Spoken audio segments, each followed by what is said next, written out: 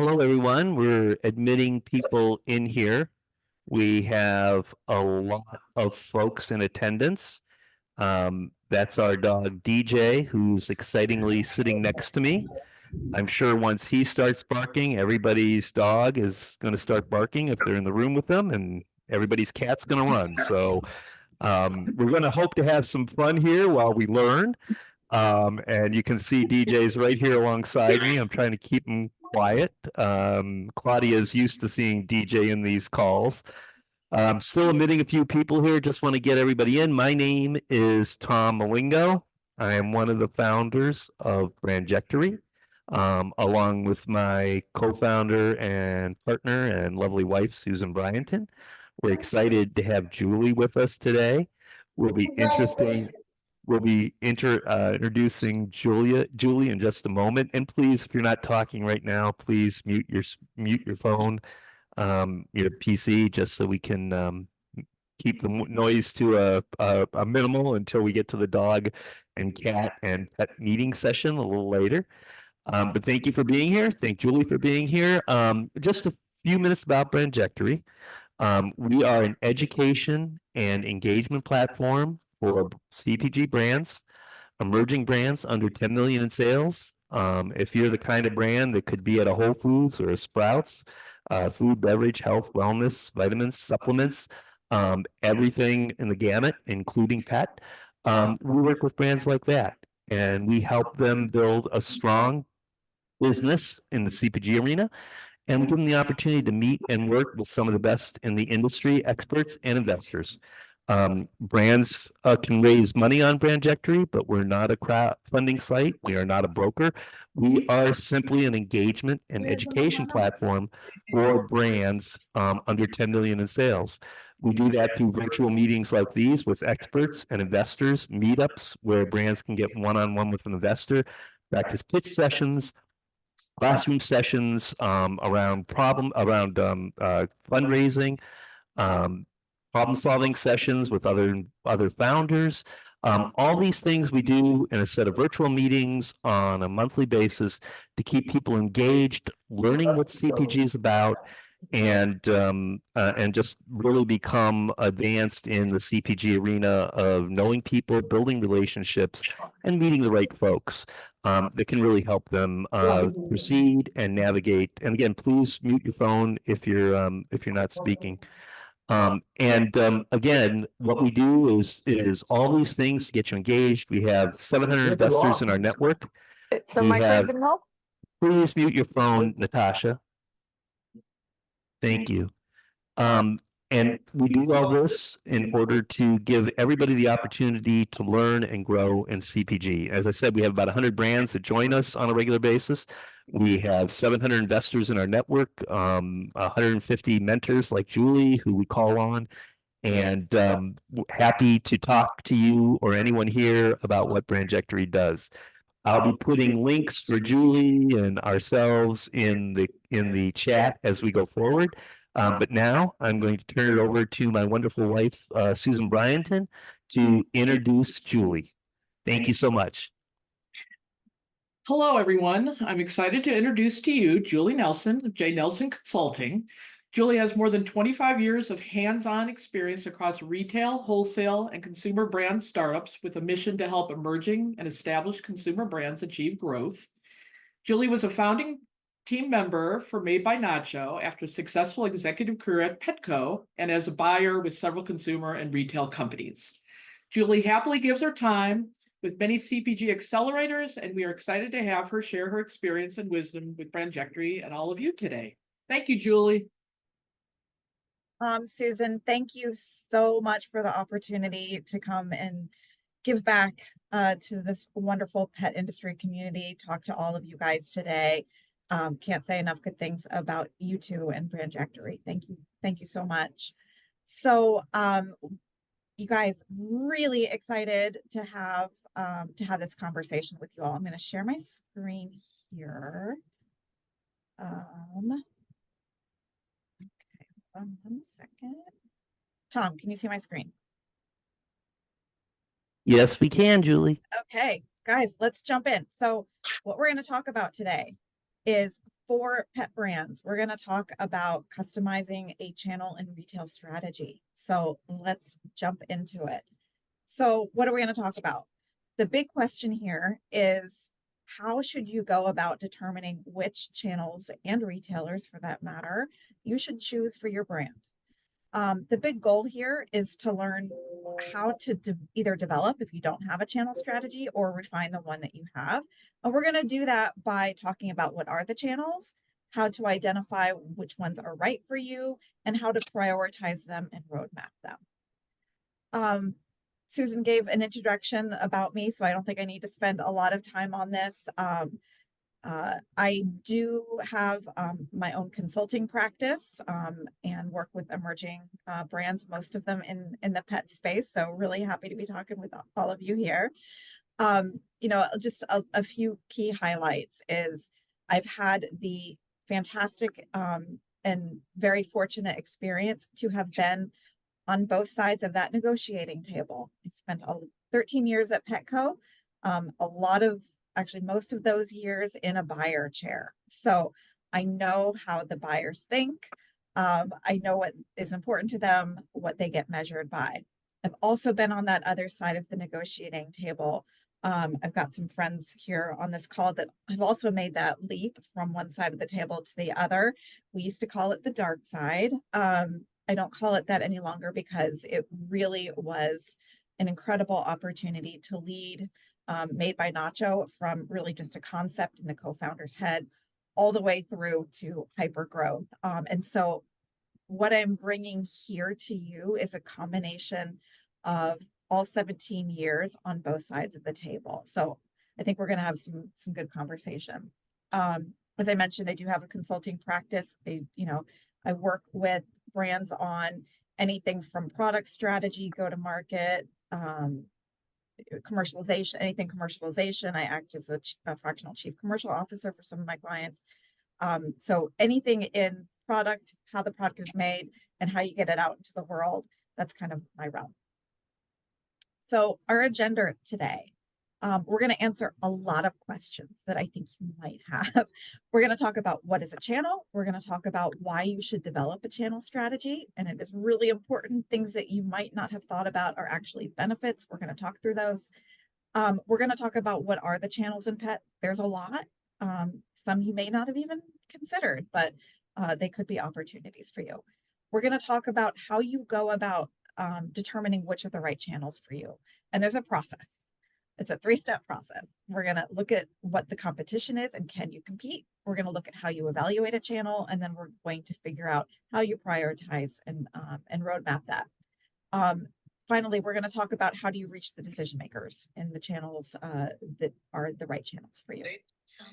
Now, before we get into it, I really would love to, if you guys could help me by putting into the chat who you are, what's your brand, what channels are you in? If you want, tell us a little bit about like what big questions that you have. Having that information in the chat can help me as we go sort of tailor some of the content and some of the discussion points. It'll help me a little bit. So would love if you would just we'll give you a little bit of time here. Go ahead and add any questions that you might have, any challenges that you might be facing, and we'll try to address those during this. This is going to be recorded, or it's being recorded, so you will get this after the fact. And then we do have Q&A time at the end. So if I don't get to some of these questions that you're going to put in the chat, if I don't get to them during the content, we'll come back at the end and certainly address some Q&A. So give you a couple minutes here. While you're doing that, just as like patter in the background, I'm just going to tell you a little bit about my pets. I'm vamping here a little bit while you guys take some time in the chat.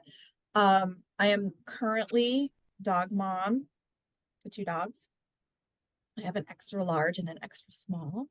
And if you stick around for the pet networking afterwards, you'll get to meet Wendy, who is my 5-year-old 80-pound yellow lab, who is the cutest thing ever, lots of energy, has never met a dog or a person that is not her best friend.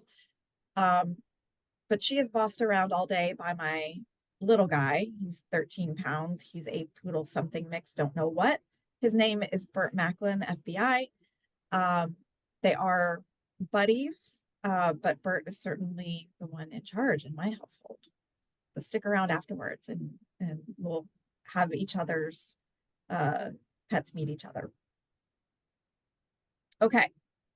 Awesome. Thanks you guys for doing some stuff in the chat. All right, we're gonna move into the content. Please do continue to ask questions in the chat as we go, and we'll get them answered. Okay, so let's jump in. What's a channel? It seems like a basic question, but maybe something that we should address up front. So there's a definition from the Cambridge Dictionary, so I'll read you that, but then we'll talk about what really I think, my interpretation of it is. So a way in which products or services are made available to customers. Seems really simple. So here's what I like to think of it as. I like to think of it as a channel is the path by which you are presenting your products and or services, whatever it is, how that is getting presented to the shopper. A channel can play different roles. And this is maybe intuitive, but maybe we don't talk about it enough. A channel could be simply a marketing channel.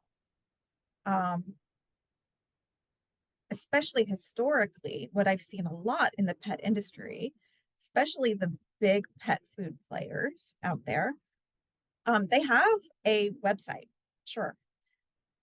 But when you are on that website, maybe doing some research about their products, instead of that being a sales channel directly to you, a direct to consumer website, what's interesting, and maybe some of you do this too, you'll be on a page about a product. It says buy now. That buy now then takes you to a place that says, right, where do you want to go to shop for this product? Because I'm not going to sell it to you directly. So you get to choose, maybe it's Chewy, maybe it's Amazon, maybe they're going to go find an actual brick and mortar store location. In that instance, that website, it's not a sales channel, it's a marketing channel. So that is just one example of what a marketing channel could be. A lot of channels are sales channels. Pretty much any brick and mortar, of course, like the reason they're in business is to get product to the register and out the door. That's going to be a sales channel. Sometimes you've got a channel that acts as both marketing and a sales channel. So just keep that in mind. So I get this question sometimes when I'm talking to emerging brands. Why should I develop a channel strategy now? I am in the beginning. I'm a startup. I just want to get my product out to customers. So why should I even develop a strategy? It's a good question. And I understand why it's being asked. And it is critical. Here's this is just a smattering of reasons why it is critical to develop a channel strategy right from the get-go. First of all, it ensures that how you are going about getting your product into market is in alignment with your company and brand mission, vision, and values. In other words, if there is a channel or a retailer that you know instinctively is not in alignment with your values, putting that down on paper and saying that is not part of my roadmap, that is critically important. It also, and this is probably the biggest reason, it keeps you focused and keeps you from those distractions and those knee-jerk reactions. Listen, this happens to every brand. An opportunity from a retailer falls out of the sky, it lands in your lap. You're looking for revenue, like you need some cash. It looks like a great opportunity, and it might be a knee-jerk reaction to immediately say, yes, I'm going to sell in that channel. If you have a strategy and a roadmap in place, it's going to keep you focused. You're not going to get distracted by that new shiny object. Also, kind of the corollary of that is it allows you to know what channels you will not, and we're going to get into this in detail, where you will not go. In other words, what's just you're not doing it. It also helps you avoid channel conflicts. This is such an easy thing to fall into if you don't have a roadmap. You get into a channel and then immediately the next thing that falls into your lap is a different channel and they're in conflict with each other. They need different product, they need different pricing, whatever it is. A roadmap will help you avoid that. It also really, really, really helps you have an efficient way to plan out your supply chain and to distribute your resources for the biggest opportunities and really where you should be placing bets. Finally, and this is a really big deal, a channel strategy and roadmap laid out for you will help you develop a realistic business and financial model, forecasting, and when it is likely you will hit profitability. Without it, you're kind of just guessing, okay, yeah, maybe 2026 I'll be profitable, maybe 2027, but actually putting this plan down on paper will help you have a realistic model. Okay, so those are the reasons why. There are benefits to it as well. It will benefit just about every stakeholder that you can think of in your ecosystem. Certainly will benefit you. And so as a leader of your company, you have now a roadmap to go out and then execute. Your team, they're going to be very clear about what your objectives are this year, next year, the following year. Your investors or stakeholders, very important for them. Again, the financial model, when you're going to be profitable, very important for them to understand. Your suppliers, man, if you can tell them, let's say 12 months out, okay, I'm going to launch in, I'm making this up, Target in 2026. Here's where we're going to need to ramp up production to get ready for that. You're going to be the best partner. They're going to love you. They're going to want to put you in that line time. Your customers, so important for them to know where they can find you and when. And if the more that you can communicate along those lines, that's your consumer. Sorry, that's your consumer. Your customers, really important to communicate. If you are going to be going into a new channel for your customers, the retailers or whoever it is, really important that you have those conversations early. Okay, this is an eye chart, but this is important. Your brand, you're at the center. What are all the channels? There's a lot, and this isn't even exhaustive. So some of these you might not have thought of. So I'm going to talk through these real quickly. I'm going to start at the top. You may or may not have products that are right for the veterinary channel. That's a possibility. Mass. So things like, well, actually in the next slide, we'll talk about where those are. So mass channel, grocery or drug, could be a natural grocer, could be a traditional grocer. Direct to consumer, we all know what that is. E-com, the two big players, there are other players, but two big players are Chewy and Amazon. And then you've got marketplaces, convenience stores. Your product could be right for that. Club stores, dollar. I mean, there's what, $20,000 stores in the US, something like that. Instant delivery, direct response, subscription box. Maybe you never thought of that. Pet specialty, which is a whole thing in itself. It could be national pet specialty. It could be independent. And then how do you reach the independents? Some you can go direct to, some you have to go through a distributor. Some distributors are for brick and mortar, some are online. So whole ecosystem here. This is just a flash. We're not going to go through this, but if you are curious about just a couple of examples of retailers within or partners within each of these channels, this is what I'm talking about. The couple that you might not have thought of: instant delivery. So things like GoPuff, where a customer within 15 or 20 minutes can get something delivered right to their door. That's probably not like in every small town in the US, but certainly in metro areas. Another that you might not have thought about, direct response, which is QVC or HSN. You might have a product, and I see Dan's on here, and I think, Dan, your product is perfect for QVC or HSN. Even subscription boxes, maybe you hadn't thought about that, whether it's BarkBox or, maybe you've got an organic product, and that would be great for like a farm fresh to you or something like that. So just a couple of examples for you.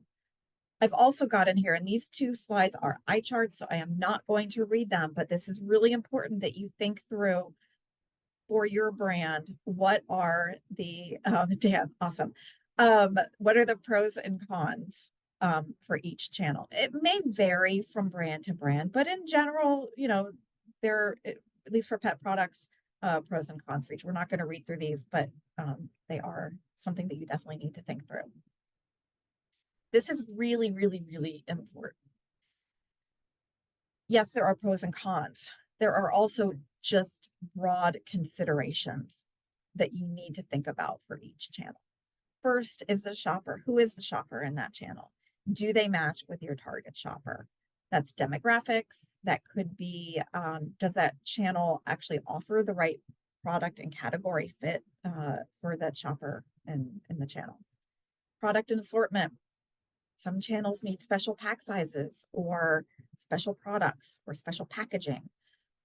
Pricing and MAP policies. That's going to be super important, you know, for you to have a strategy in place for that.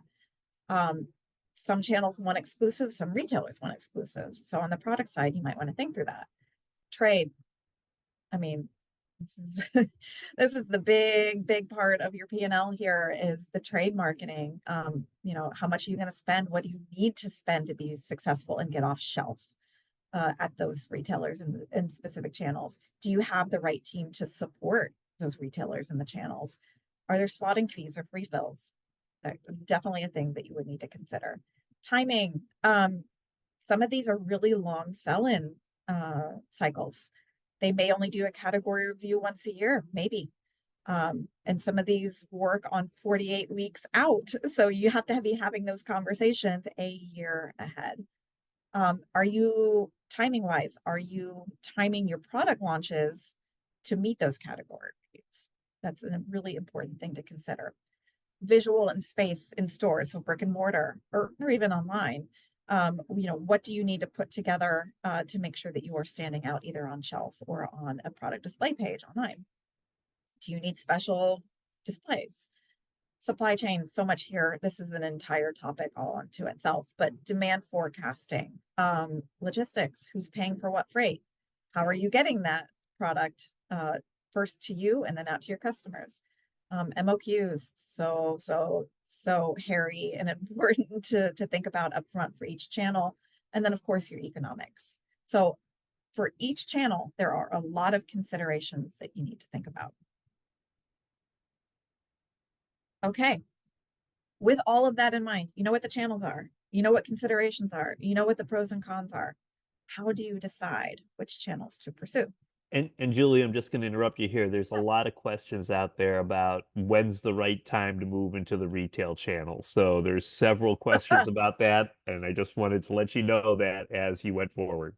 I have an easy answer for that, and then I have a more nuanced answer for that. I think we're gonna get into both. So love that those questions are out there because it's coming. So how do you decide? It's a 3-step process. We're going to talk about how you determine if you can even compete in a channel. So we're going to do that first. Then we're going to talk about evaluating that channel. And then we're going to talk about prioritization once you decide which ones are right for you. And getting into the retail channel is part of that. Okay, before we get into how to assess your competition, pro tip. Actually, this is perfect. Tom, you couldn't have timed this more perfectly. Before you do anything, determine, and not just determine, but stick to, what are your minimum gross margins? And here's why I say that Tom's question was perfectly timed. Let's say that you have had success on direct to consumer, let's say. If you, and I tell people this all the time, if your gross margin on direct to consumer does not begin with an 8 or a 9, and it's usually closer to 9, you're not ready for retail. You cannot support all of the trade spend, the marketing, the allowances, all of the discounts. You can't afford it in the retail channel. So that's my, when I said I had a quick answer, that's my quick answer. And then we're gonna Yeah. get into more of the nuances. Okay. So we're still on step one, which is determine if you can compete in a channel. So here's what you're gonna do. You're gonna make a list and ask yourself all of these questions and rigorously research your competition, keeping in mind what that minimum gross margin that you have determined that you have to hit is. So take a look at your competition and ask yourself, make a chart maybe, what are their products? What are their differentiations? What are their reasons to believe? What does their pack size and their architecture look like? What's their value proposition? And that could be just a price point if you've got just kind of a commodity item, or it could be a price per pound, price per ounce. What promotions are your competition running in those channels? What type and what frequency? Is it a buy one, get one? Is it $1 off? How often are they running it? What does their shelf placement look like? How are they presenting on shelf with their messaging and their packaging? What is their assortment by channel if they're in different channels? And then if as much as you can, approximate what you think that their market share or size is. So how would you go about doing that? Well, there's a number of different ways that you can go about assessing the competition. Syndicated data, Nielsen, Circana, spins, even if that more natural channel and neighborhood makes sense to you. Go out and comp shop everywhere you can on brick and mortar. Mystery shop online. I love this, you guys. Shop at Chewy, for example, or others. And Chewy has fantastic customer service reps. They're going to answer all your questions. Ask a lot of questions about your competition. Sure, why not? You're a shopper too. It's okay. Talk to store associates. What a wealth of information. They're going to know, boots on the ground, what is happening in their store at shelf. Wealth of information. Go talk to the associates, ask some questions. Look at the reviews and ratings of your competition online. That's a great way to know what your competitors' strengths and weaknesses are. And then try the competitive products. It seems kind of like a no-brainer, but you don't want to just look at the pretty packaging on the shelf, like actually try it out. Okay, so you've done a competitive assessment. You should, at the end of this, understand, can you compete with your competitors in whatever channel it is? You may find that you have a weakness on, let's say, your value proposition isn't quite as good. Your price point isn't going to be competitive, or your messaging on your package isn't quite as strong and might not pop off. You're going to find out these things by doing this competitive assessment. But let's say that, yes, you realize, okay, yes, I can compete. And most importantly, I can hit my minimum gross margins. That's really important. Okay, so you've done step one. Step two is then to choose a channel or 2 or 3 or 4 or whatever it is. Choose whatever channels that you want to evaluate. And you're going to ask yourself a whole bunch of questions to evaluate that channel. So you're going to make yourself a grid. And this next slide is what that grid looks like. But there are a lot of things you need to understand. We talked about the considerations for each channel. This is now getting into the weeds on each of those considerations. We talked at the beginning, is it a marketing channel or sales channel? And which one do you need? Which one do you want? And it can be both. That's okay. Who is the shopper in the channel? Is that your target market or target customer or no? Who's your competition? You already looked at, can you compete? Well, let's list out who your competition is in the channel. What is the channel's TAM, the total addressable market? How big is this channel for your category? And what could you expect your market share to be? What do you want your market share to be? So that you can understand what's the size of the prize here that we're talking about. Really important to understand in this channel for your product, what are the minimum expected velocities, units per store per week. If it's a brick and mortar, that's normally what we talk about. Your buyer needs you to be at their department minimum, if not more and higher velocity. So you need to understand what that is, and also need to understand what those retailers expect in margin from you. How much funding are you going to need? Retail is expensive. Allowances, discounts, trade spend, marketing. They're going to want you to spend on marketing. Understand what that looks like. Are there special packs required, special packaging? What do you think that your revenue could potentially be? You already know what you need to hit for units per store per week on your velocities. What does that translate into for revenue for you and margin? You're going to use your financial model for that and your forecasting. Do you have the working capital to actually go and make these production runs to supply, and not just supply the first order, but to have that consistent in stock for these channels? Do you have the team in place to support the channel or the retailer? Sometimes you need a dedicated, if you're talking, a big retailer, you might need a dedicated person or team. And can you commit to the minimum time frame? A lot of these retailers are only doing a category review once a year, and they don't change in between. Trust me, you do not want to be that person that goes to that buyer halfway through the year and says, I'm making something different. I can't sell this to you. Now I'm going to sell this. Nightmare for that buyer. Don't do it. Can you commit to that minimum time frame? You'll make yourself a checklist. It'll look something like this. And you may decide to do an evaluation of all of these channels or just a handful. Totally depends on what your brand is, what your objective is. But you're going to want to answer all of these questions. When you get through to this and you're at the end of the checklist, you're going to know if that channel is right for you or not. And a big way to just kind of gut check it is it big enough for me? Is there enough revenue coming out of this? Is there enough margin coming out of this channel? There are some channels where you'll be lucky to break even. A lot of times, Amazon, you'll break even if you're on Seller Central. You'll break even, but it's not going to be super profitable for you. So you have to understand: are you okay with that? At the end of this checklist, you'll definitely know which channel is a yes, a no, or a maybe. Once you've done that, oh, sorry, one other thing, pro tip. If you don't currently have access to market data or syndicated data, use your network, whether that's investors, other stakeholders, especially investors. Like a lot of times they will have access to this, that they can lend you some resources. Don't be afraid to ask. There are ways to have friends and stakeholders help you out with market data or syndicated data. So just keep that in mind. Okay, so you've gotten to the end of your checklist.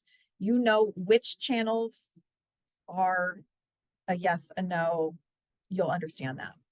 Now the question is, how do you prioritize it? So we're going to use a framework here of 4 buckets. Channels where you're a win, you're a grow, you are an explore or play. Some people call it play, I call it explore, or no go. In other words, win. For your brand and company to be successful at the highest level, you have to be successful in this win channel. Grow, you're going to put some resources here, not as many as towards the win, but you're going to put some resources there because you believe this is a good channel for you that down the road, will be important. That's fine. Explore, this is like a test and learn. You're gonna try it out. You're gonna see how it goes. If it goes well, probably we'll move up into a grow. If it doesn't go well, you might exit it. And then a no-go, you're gonna know from that previous exercise which ones are just an absolute no for you. So this is what the framework could potentially look like. This is just an example. It's a grid, another grid, which is fine. It gives you a good starting place. In this example, for sure, Amazon and ecom is going to be like this example. They have to make sure that they are winning in that channel. They're going to grow pet specialty. They're going to explore direct to consumer, see how it goes. Maybe pay for some meta ads, maybe some search, but not a whole lot. They're just going to see how it goes. But in this example, there are many channels that are just, it's not right for their product, or they can't, it's not big enough to get the revenue, the margins they need, or it's just not somewhere that makes sense for their product. So that was the first 12 months. So this is what they're going to do. 3 channels, they're going to try it out. However, in the following years 2 and 3, these are going to start to shift a little bit. So Amazon and e-com is still a win for sure. Pet specialty, they've decided that they're going to take it from a grow to a win. So they're going to put a lot of resources behind pet specialty in year 2. D2C, they tried it out in year 1. It's going to end up just being a marketing channel for them. It's not going to be a sales channel. So it's going to be a no-go on sales channel. They're going to talk about their brand, but they are not going to actually sell product direct to the customer. They're going to point them to stores or websites. They're going to explore in year 2 and 3, farm and feed and grocery, natural grocery. So I just wanted to flash a little example for you.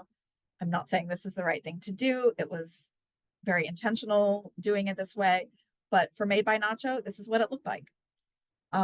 We very intentionally placed a win on pet specialty. We very intentionally in year 1 wanted to grow direct to consumer. We were lucky we had sort of a built-in following with our co-founders, had, you know, millions of people following them already. Year 1, we also decided that we were going to explore Amazon and explore indie. Year 2, things shifted a little bit on purpose. Direct to consumer went from a grow to an explore, stopped putting as much resources towards it. Year 2, Amazon was already launched, but we also launched Chewy in year 2. So that became more of a grow rather than an explore. And then Indie Pet really started to put the pressure on there. As you can see, we had a lot of channels that were an absolute no-go from the beginning. Just were not channels that we were going to go into. So once you've done that grid of the buckets that those channels are going to play in, you might then begin looking at how you're going to think about your revenue.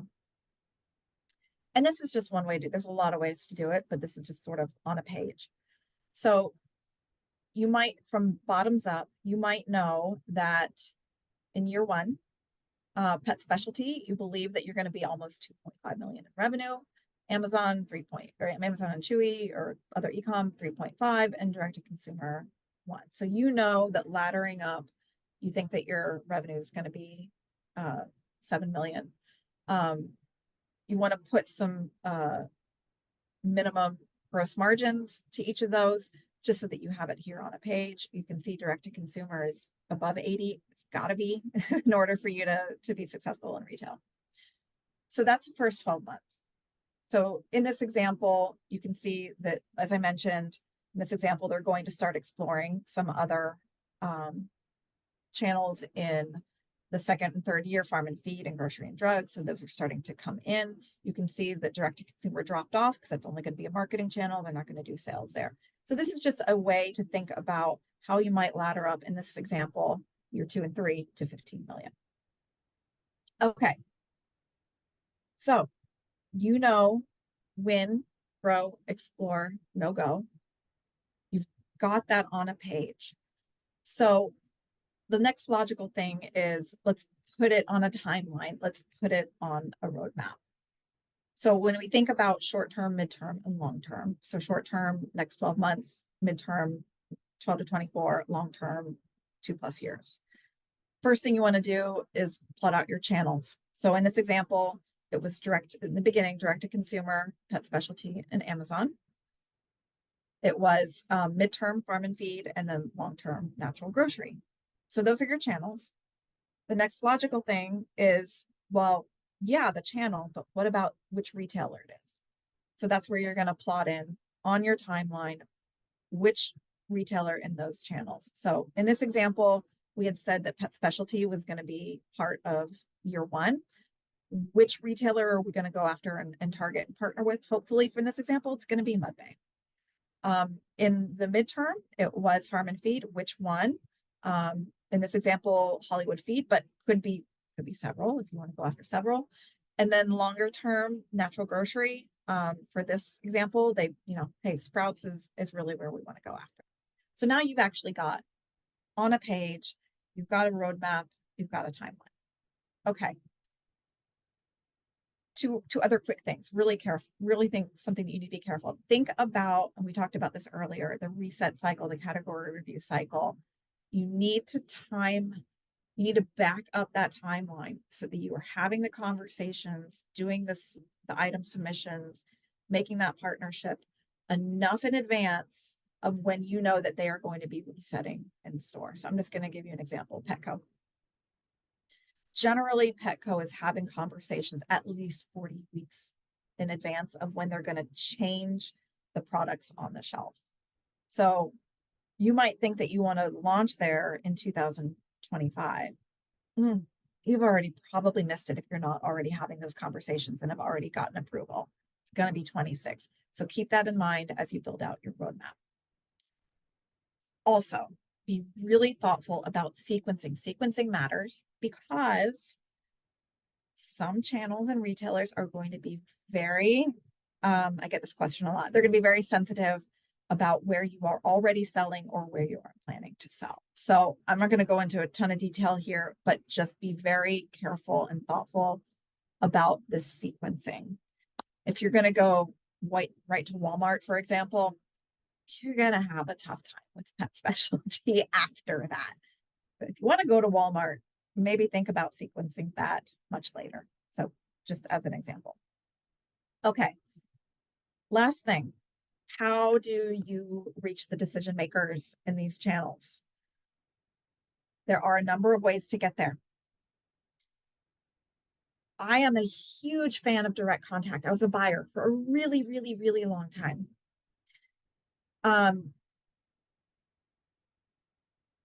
Direct contact to the decision maker, you are creating that relationship with them from the get-go.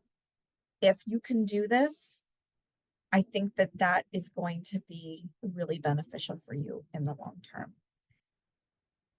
You may not know who those decision makers are, or you might know who they are and you don't know how to get them. That's okay. Leverage your network. Talk to these other people here, these other brands that are here. Talk to them. Reach out. Get to know people. Talk to everybody at a trade show.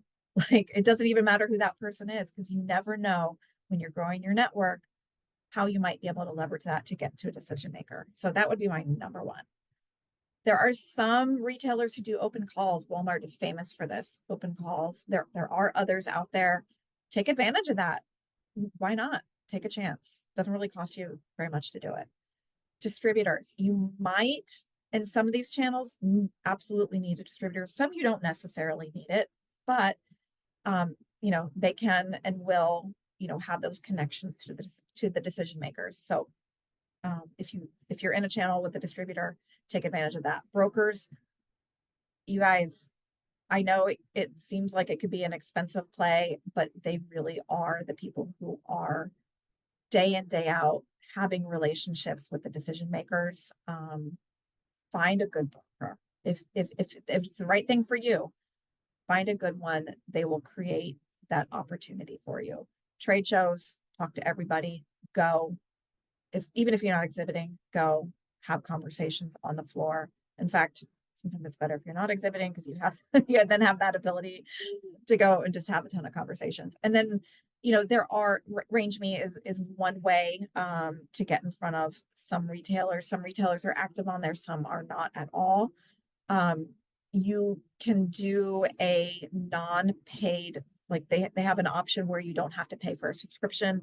And I think you get to offer 1 or 2 products for free, or you can pay for a subscription. So that's just another way. Okay.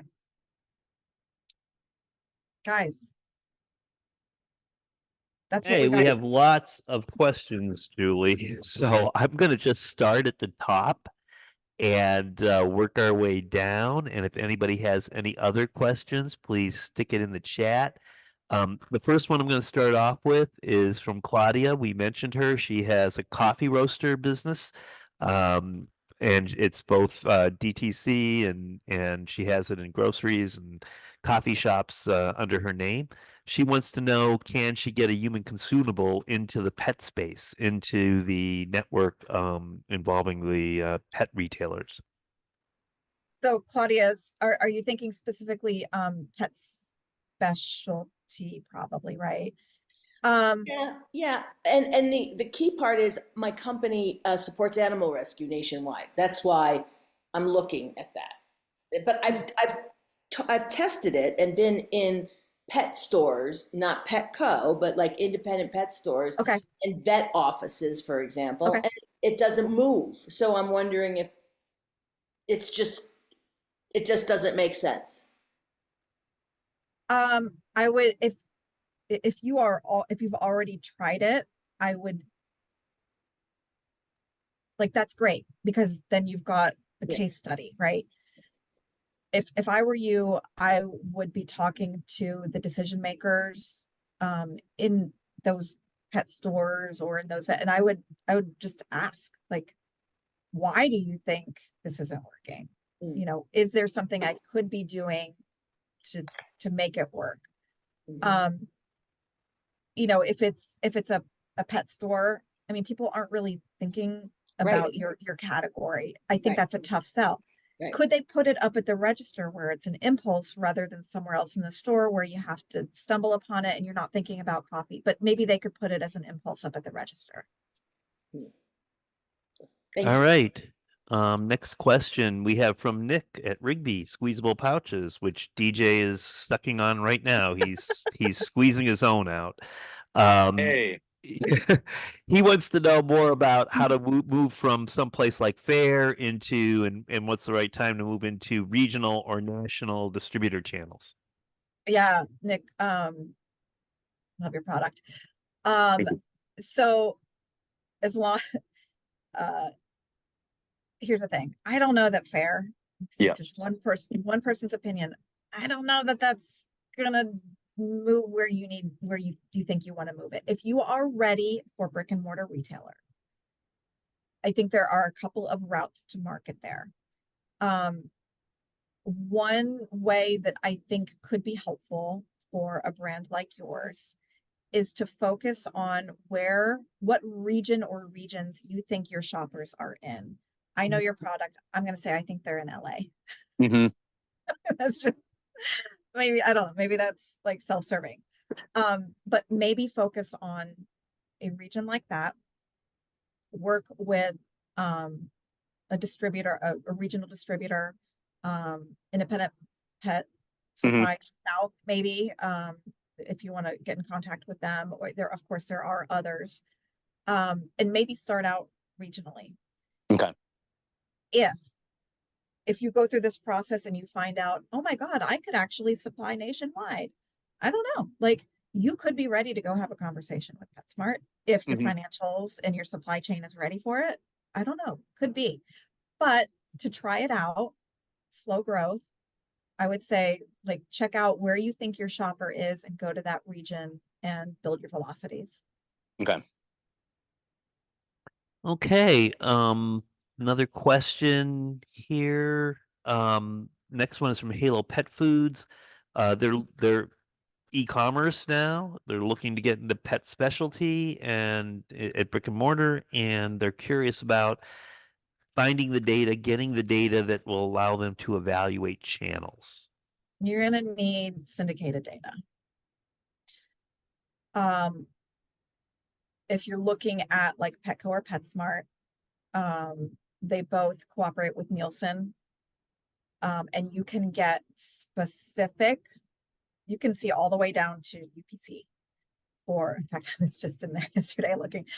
You can get specific UPC information for just PetSmart, just Petco, just Pet Supplies Plus, just PetSense. Like, you can get all the way down to retailer with Nielsen. Circana, which used to be called IRI, they also have data like that. So you could evaluate which one you think is best. But you're going to need syndicated data. You're going to have to invest in that. Another question we got is one which I think you addressed a little bit, is trying to keep both the larger pet specialty and indie retailers all happy at the same time. I think you talked a little bit about what Petco wants and what, others want when it comes to, going up against mass market. So I don't know if you wanted to share anything more about that. This is kind of, I think, at least from my perspective, I think this has shifted a little bit. Used to be that indie would absolutely balk. Like their first question is, and by the way, some of them still do this. Mudbay is an example. They still do ask and want to know, are you in PetSmart? Are you in Petco? Are you in Chewy? It used to be that would be a deal breaker. It's not so much a deal breaker now as it used to be. Now, I did actually meet an owner of a single pet store. I think he was in Florida at a trade show. And he said, if you're carried on Chewy, I won't carry you. I found that interesting because I can only think of 2 brands that are not on Chewy. So I thought that was a really interesting comment. I bet if I walked into the store, 80% was on Chewy or more. So it's not as much as a thing as it used to be. And I think that Petco really kind of started that change. They lured a lot of what used to be indie only brands. So good for them. So here's what I would say. Just be very aware that you are going to ask questions. That you're going to get questions from indie. If you are on Chewy, on Petco or PetSmart. However, I think you can actually use this to your favor. If I was independent, if I had one store, I'm a mom and pop store, wouldn't it be very helpful for me to know that your brand already has demand? There's already a customer for it. They know you have brand awareness. Like, wouldn't it be wonderful for me to know that I'm not taking a chance on an unknown brand and putting it on my shelf, that you've already got great velocities at national retailers? So I think you can use that as a selling point to your advantage. Walmart, mass, all of that will definitely be an issue for pet specialty. So it's certainly a way to go. I mean, Jinx is a good example. Like, they partnered right away in mass. Doesn't mean that they got excluded from pet specialty, but it certainly made it difficult. Okay, I'm going to combine up a couple of questions here. We already talked a little bit about when ready to get into retail, but what about both being on the shelf, supporting the channel, what to expect from a budget perspective, and what kind of sales do you need per unit per week, to stay on the shelf and to get it off the shelf? So all those questions are combining up into one. Okay, so what resources do you need for brick and mortar? Okay, I'm going to just broad stroke this. You should, at least in your first year, expect the following. And this is going to vary. So I'm just very generally giving you an example. Anything that is in between your gross revenue and your net revenue. So discounts and returns. So allowances, promotions, trade spend, anything that damages, anything that falls into there. I mean, you should expect, co-op. How could we forget co-op? That's a big one. You should expect a little over 20%, maybe a little bit more. So broad stroke, but expect that. And but that's not all. Like, you might also have slotting fees, which could probably fall lower on your P&L in your selling OpEx. Could have slotting fees, refill. You're certainly going to have selling expenses, you know, signage, displays. You might actually have to fund some labor in the stores to get your product on the shelf. Marketing. These retailers are going to want you to spend some marketing. Maybe it's sponsored ads on their website. Maybe it's you're paying for emails or something like that. So there is a lot in retail that you're going to need to fund. Don't forget that you might need either brokers, you might need people directly on your team who are managing these relationships with the retailers. As far as what types of units per store per week, it varies widely by category and by channel. So I couldn't broad brush that for you. That is part of your due diligence. Quite frankly, when you're evaluating the channel, you've got to go and understand that. You know, and a similar question along the same lines was the kinds of fees to expect from distributors. You mentioned Yeah. brokers, but you know, it's the same with all CPG. There's a lot of costs coming back from your distributor, so maybe you could mention that a little bit. Yeah. So I'm probably going to say something that I might regret later, but I'm going to say it anyway. Guys, do not give your distributor more than 25% margin. Do not. Okay. They're going to ask for 30. Don't give them 30. In fact, try to get it below 25 if you can. So that's just off the bat.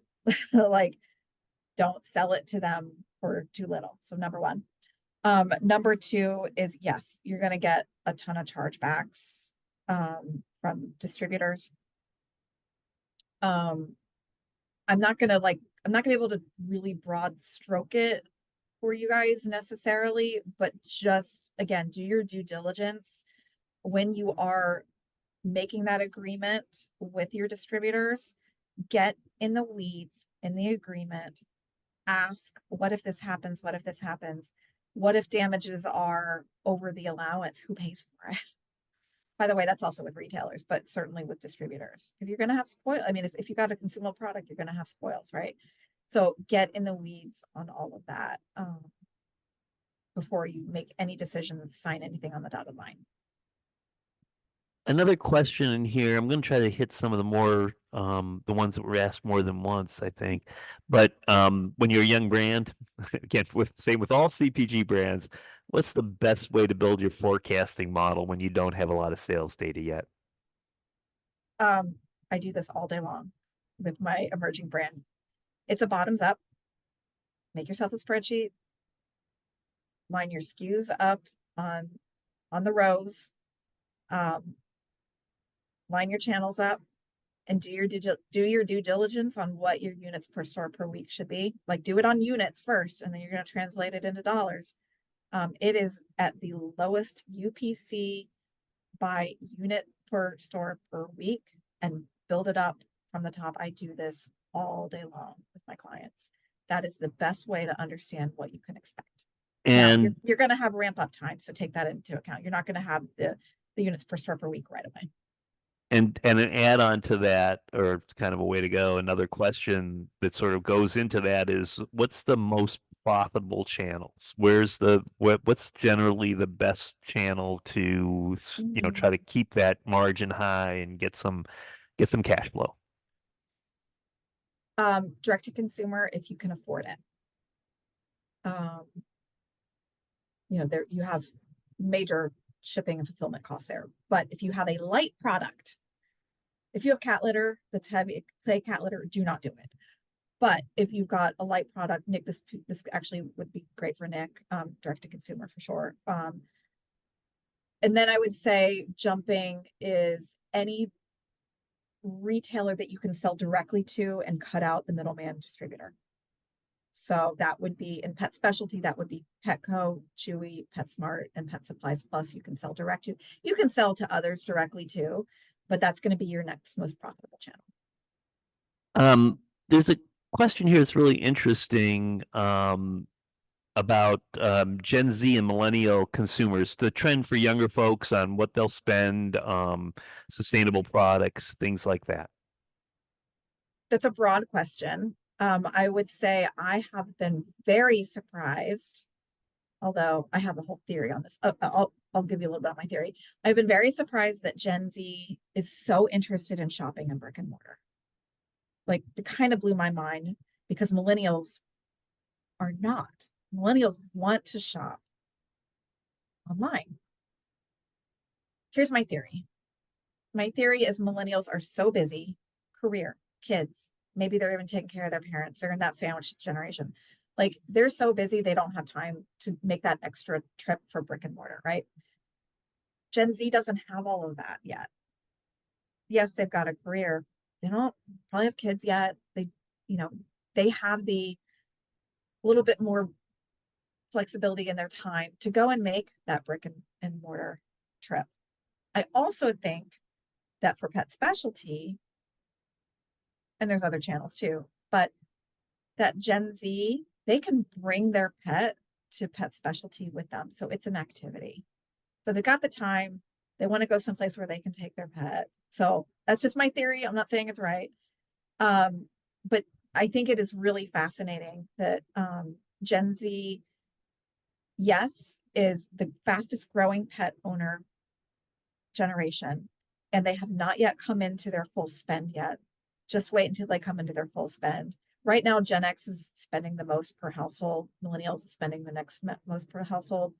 But once Gen Z is in their earning power, you guys, they're going to spend on their pets like there's no tomorrow. As we all do. And just that's for all the people who produce a product out here know that me and Susan are light touches. Okay, so doesn't take much to get us to try a new product for DJ.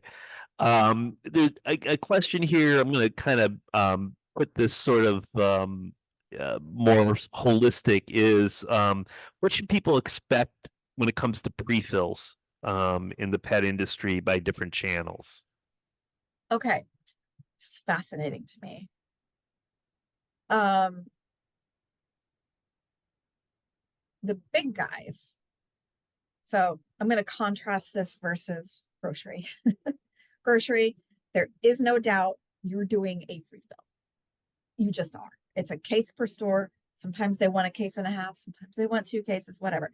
Like, it is just a fact of life in grocery that you're going to do a free fill. That is not the case in pet specialty. They might want a little bit of a discount on their initial order, although, quite frankly, don't give it to them because you don't need to. They're going to buy your product anyway, which is one reason why, it can be a very profitable channel for you. There's not free fills. Slotting fees, they don't call them slotting fees. They might charge you a little bit to get on shelf, but it's not going to be a ton. It just is not really a fact of life in pet specialty the way it is in grocery. Okay. This is gonna be the last question, I think. Here is just a question of for a brand getting started, local or national, regional distributors. How do you, if they're gonna use a distributor, where do you see them going? There are pros and cons. Pro, if you go national, and there's a few nationals, Phillips is one of them, Animal Supply. Pro is you're only managing one distributor relationship. You know what to expect. You've negotiated one contract. Okay, like, let's go. A con is, other pro is you could partner with them and then say, okay, Phillips, you're gonna have my national, but I really want to focus on this region. Okay, that's fine. Like, then you work with that territory manager or that regional manager or whatever. Con is it is likely going to exclude you from, depending on how you negotiate the territory, it could exclude you from working with a fantastic distributor that you meet next year and you love them and they're going to do the Southeast for you. So it really puts you, it handcuffs you a little bit. I did the work a couple of months ago and I mapped out all of the pet distributors. You can get full 50-state coverage with just 3 distributors. You can do national with one, or if you want to work with more than one, there is a way, this is like Tetris making it work, but there is a way where you can work with just 3 distributors and cover all 50 states. That's okay. You're not putting all your eggs in one basket. You're diversifying a little bit, but instead of managing, say, 7 distributor relationships, you're only managing 3. So that's a possibility. The con there is you're managing 3. I know. Yeah. So What are the 3? off the top of my head, I want to say it was Pet Food Experts, Supreme, and oh man, who was the third one? I think it was the Northeast somewhere. Oh, I can't remember. Was it Frontier? No, that's the Midwest. I don't remember, but it was Tetris to make it work. The con there is you're managing 3. The pro is, you have a little bit more flexibility. All right. I'm gonna thank Julie here very much for being part of this. You will get the slides and the recording of this probably next week. We'll put it all together. We'd love for people to stick around and hear about your product, meet your pet. I'm going to try to get DJ to jump up here with his favorite treat, which is these days it's Rigby. And you can see I kept him busy with a whole box here. And there you can see DJ. He's a mini golden doodle. And Susan gave me a best doodle dad in the world t-shirt for Father's Day. But we'd love to meet everybody, hear about your product. Please take yourself off mute. Julie, can you get Bert and Wendy into the picture? Yeah. Okay. This is the fun part. We just want to have a little bit of fun. Everybody's got a busy day, we know, but if you want to stick around and tell us, we'd love to hear.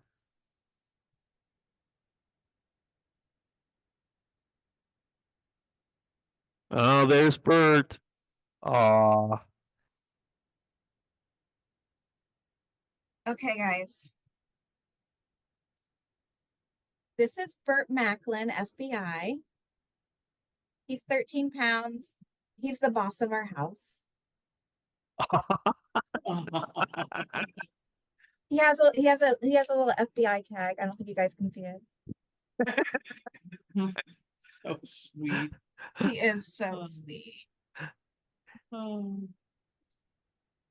we'd also take yourselves off mute. We'd love to hear about your product or anything. Andrea, I know you had a lot of questions in the call. If you'd love to tell, I would love to hear about your product. Hi. Nick, if you're still on the line, tell folks about Rigby. We just would love to hear everybody share with us. So don't be shy. No, I'm super excited to jump on this call. I think I've stalked Julie a few times on LinkedIn about her past calls. So I'm so excited that I was able to jump on. So thank you so much. So I'm Andrea Husband. I'm the founder of Bye Bye Dog Breath. We are an oral care line utilizing research-backed ingredients along with microbiome technology. So we're the first oral care line to use tribiotics, so pre, pro, and postbiotics to balance out the oral microbiome for dogs. And we started with the dental powder, and we'll expand out that portfolio to focus on easy to use dental products that pet parents can use throughout their day to make a big difference. Love it. Andrea, how long has Bye Bye been around? So what we did is we launched with a marketplace model where we really wanted to focus on indie brands that are pushing the industry forward. And we focused on indie brands and our own brand. And that has been around for about two and a half years. But what we found was that every single customer was buying the Bye Bye Dog Breath product line.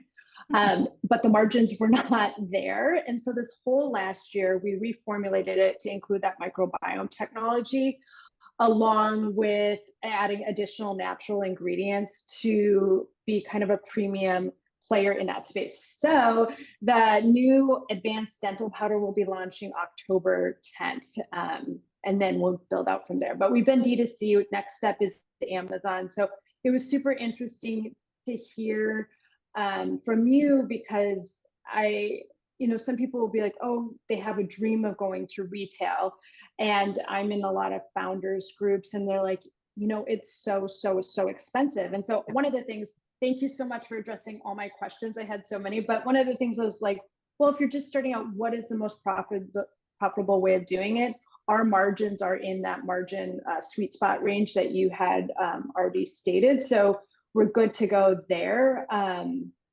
But yeah, it is a lot. So it was really helpful what you provided. So Good. thank you. Good. I'm glad to hear that. Anybody if you- else? Yeah, I'll chime in. This is Nick with Rigby here. And you've got me calling in from the car now, so I apologize for any audio stuff, but I'm glad that we were all able to get together. I think this was super helpful, and Julie, it's been a pleasure learning from you, and Brandjectory has been, such a big supporter of Rigby so far. So it's been, just a pleasure to get together with you all. I guess the background on Rigby right now, we've got our beef and chicken squeeze pouches. They're all organic and made with human grade ingredients. The story of Rigby was born as a professional dog trainer, which is what I've done now for about a decade. And using baby food squeeze pouches was great, but we saw an opportunity because there were no existing squeeze pouches made with real meat and vegetables. So it's been 3 years behind the scenes, formulating and working to get the product to market. We've been in the market now for just over a month, and the reception and social media has all been super positive, and we've just started running ads on Meta. So we've started to put some gas onto the fire, and things are going pretty well. And then from the brand, from the product roadmap, I think these first two are great. I've got a couple of interesting squeeze pouch ideas for the future, and the product roadmap should be very exciting in terms of, really carving a new niche into the dog category and introducing things that you wouldn't typically see in a pouch. So we're just happy to be along on the journey and kind of carving out a dream here. Well, we love your product, Nick, and living in Arizona, we spend a lot of time outside with DJ, and in the Absolutely. summer, like these past months, we keep Uh-huh. it in the fridge, and he comes in, and within a couple of minutes, he's got a nice cold tongue and a nice cold nose, and it's I think a real refresher for him. So it's been in our refrigerator since we found it a month or so ago, and Uh-huh. Susan keeps packing it in from He can't Amazon get on a regular enough. basis. He Oh, can't great. get enough. I mean, he's He, just he can't get enough. he's- So if you yeah. have a dog, it's definitely a both the fantastic beef and the treat. chicken. Yeah, both. Absolutely Well, loves it. thank you both. And we'll be waiting for the turkey because he loves Yeah. his Oh turkey. yeah. He loves Yep. turkey. Okay. That- Coming right up. Thank you both. Who else has it? We'd love to hear more. Please don't be shy. Anyone? I'll call on you if you want. Well, if not, I mean, we're just excited. We'd love to hear more. Again, Julie, we want to thank her. I put Yes. all the contact information, LinkedIn, emails, our websites for both Julie and myself and Susan. Happy to reach out. I think we're going to try to do some other exciting things with Julie if she's interested, because we love pets and we love the pet industry. And a lot of what we do in Brandjectory, just from a CPG perspective, people who can help with e-commerce and help with your marketing and distribution. We think we can really help brands, no matter if you're in pet or, as we said, we do work with personal care, intimate care, all the food and beverage, health, wellness, supplements, beauty, household, anything like that. So we're very excited to have the opportunity to talk to folks in the pet industry. Susan and I have been pet owners since we've been little kids, dogs and cats. When we were busy with careers, we had cats. Now we're back to dogs because we work out of the house. So DJ's been with us a number of years now, but he's still a puppy at heart at just 5.5. So we just we love pets. So Absolutely. Julie, anything else on your end before we close? I don't think so. Yeah, my contact's in there. If you've got any questions, let me know. All right. All Thank right. you, everyone. We Thank appreciate you you. being here. And if you have any questions, please reach out to any of us. Thank you. Absolutely. Thank you, Nick. Thanks, Andrea. Thanks you. everyone else. Bye, Bye-bye. guys. Thanks a lot.